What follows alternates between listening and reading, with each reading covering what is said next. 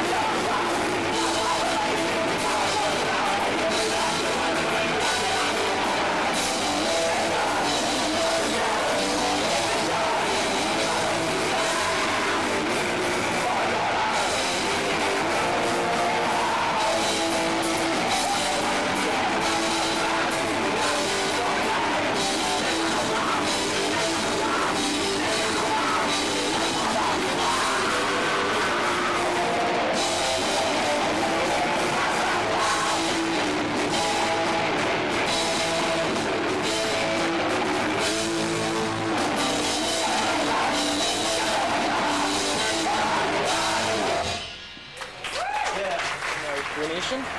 First off, how did Ruination form? Like, was it because of the demise of Countdown to Oblivion, or? No, Countdown ended and the Swarm ended. We started before any of that. Okay. Andy had played bass the last time the Swarm went out, and he filled in for somebody that couldn't go out, and we were friends, and I knew Ebro, I guess, just from bands playing together, and just like, knew him around.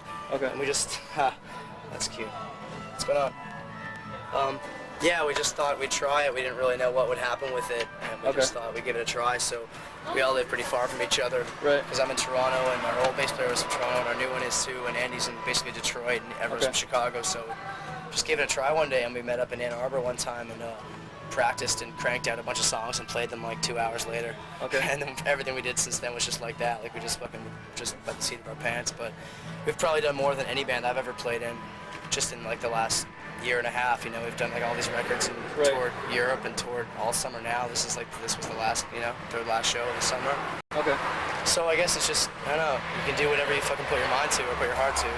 How does the style of Ruination come about? Since you guys come from so many bands, you with like 4 other bands behind you, like Jamie and also in there, like Earth Mover, Los Crudos, So like, how do you guys decide what type of style, or you have like one main songwriter in there? No, our shit, I don't know, it's just now starting to sound a lot more concise because I write certain songs a certain way and Andy writes them a certain way, and I don't know. I don't think any of those bands that we played in were all that different. They were mostly just kind of pretty pissed off hardcore, and that's what we've all played, whether, whenever you mix people up and you get their different sounds kind of all in together, you know what I mean? It sounds like something different, so we just came together and just cranked it out like we like it, and that's what came out, that's what comes out. Like, I don't think it's that. It might sound different. I think with the kind of stuff that my part in it anyway, I think is a lot like what I was putting into the Swarm. Right. The songs I would write, where they'd be like the 25-second short-ass ones, and so I don't know. And the same with like Andy and the songs he always wrote, and like Blood Pact is mostly just kind of short and fast, and Charles Bronson and Crudos and all those things were a lot like that. So I don't think it's that far off from what we do. It's just kind of, we try to do what comes out naturally though, and not think about it, and just we're left with what we have. Okay. Yeah. Of how you started, back in the days when you first started, in this music, do you think your perception of this music, or your whatever your ideals of this this music has changed since throughout the years? Yeah. And it's been like maybe 27 in a couple months, and I guess it's been since I was like 16 years old I started playing in bands. Okay.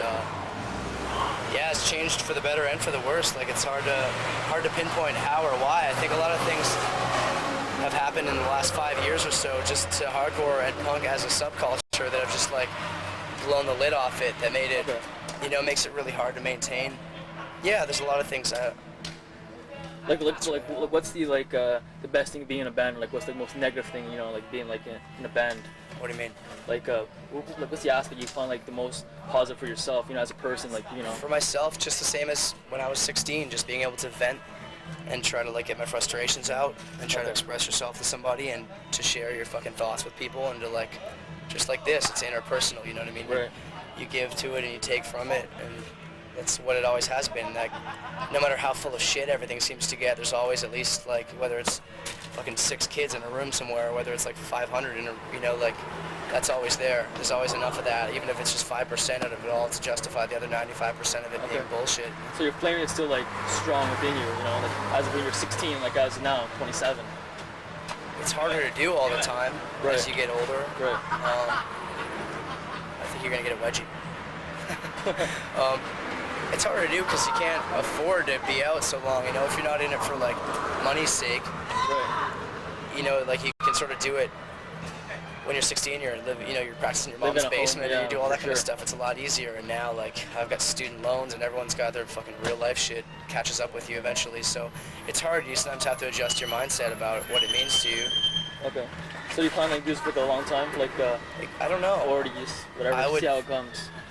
I guess I'm just gonna keep going until I don't want to ever hit the point where I'm just doing it because I said I would always, never stop. Because if there, it's a good enough reason, sometimes people just stop doing it, and for a good reason. Okay. And if I hit that point, then I probably will. Like I probably could use a break sometime soon. I think I'm taking this year off school, and I'm gonna try and travel, and I'm not gonna stop, with Ruination or anything like that. But I'm probably gonna try and go. Really kind of reassess what it means because it's changing so much. It's hard to. You either have to say, okay, I'm going to be a musician and keep doing this and try to do that with my life instead of fucking getting a job or instead of finishing school. Right. In which case you have to really reassess your politics about music and what the function of it is. Okay. But it gets harder as you get older. I think anyone that could tell you that, you'll see it. Anyone that's around for.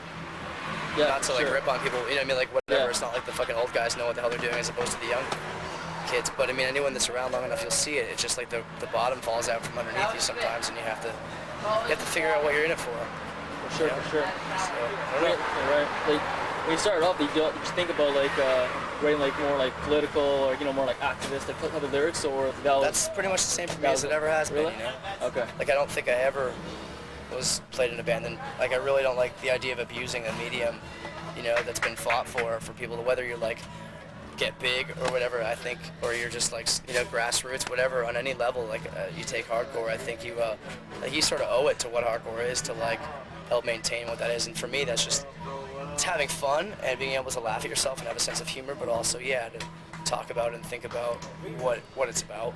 And I think politics play a big part in it.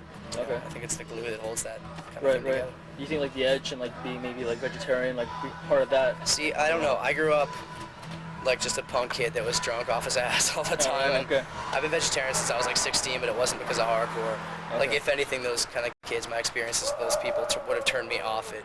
Like I can sometimes identify more with people that are annoyed by straight edge kids than with straight edge kids themselves. And I think I've always tried to like, if I'm gonna write a song about that stuff, it's sort of more about like the industries that revolve around ripping people off and sucking their life away. You know what I mean? Why that's stupid.